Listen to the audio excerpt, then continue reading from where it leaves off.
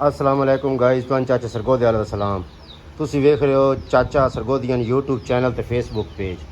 ਇਹ जी एक साड़ी नवीं स्वीटी है साढ़े जानवरों की हिफाजत वास्ते। ते जनाब साढ़े मोर माशाल्लाह वड्डे हो गए, मोरनी भी हुण सैट हो चुकी है। होर नाल वेखो जनाब शौक करे सो। उस तो बाद जनाब ए साढ़े डखनियां दे पट्ठे ते नाल है साढ़े काले तितर दा बच्चा।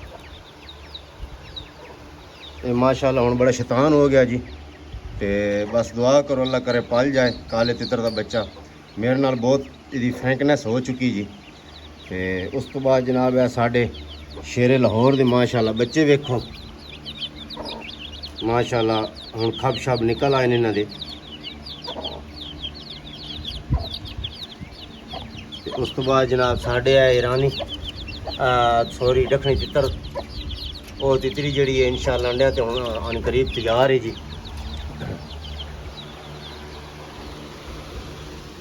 ए साडा जनाब शेरे पंजाब वधा ते नाल लंदन दी मलका वधी जी।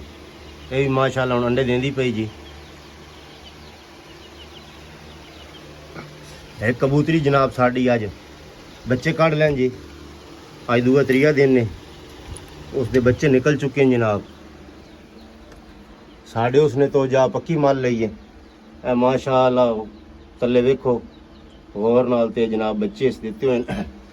अच्छा भाई दोस्तों गल ये मेरी सारे दोस्तों की अपील है, बराए मेहरबानी यार मेरा यूट्यूब चैनल चाचा सरगोदियान, फेसबुक पेज चाचा सरगोदियान ज़रूर फॉलो किया करो, लाइक किया करो तो शेयर किया करो। जिन्होंने बंदियां की भी मेरी वीडियो जाती प्लीज़ बड़ी मेहरबानी साड़ी हौसला अफजाई हो जाती।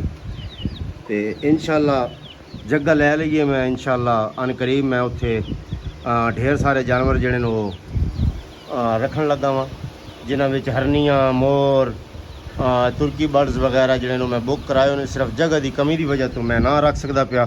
तो इंशाल्लाह ताला अल्लाह ताला खैर की तो मैं अन करीब इंशाल्लाह जा जी अपनी सैटअप बना के तो मैं इंशाल्लाह रख लाँगा। बहुत बहुत मेहरबानी जनाब, शुक्रिया। तो बहुत मेहरबानी अगर तुसी मेरा चैनल लाइक करो, फॉलो करो, कमेंट्स करो। अगर किसी बंदे नूं डखनी तितर दे बच्चे या काले तितर दे बच्चे चाहिए होवन तो ज़रूर रब्ता कराए। कमेंट्स दे विच मैं कमेंट्स सारे चेक करदा, कमेंट्स दे विच मेरे नाल रब्ता कर लवाए इंशाल्लाह। जिहड़ा काले तितर दे बच्चे ते चिट्टे तितर दे बच्चे दस्तयाब हैं। बहुत मेहरबानी जी, शुक्रिया।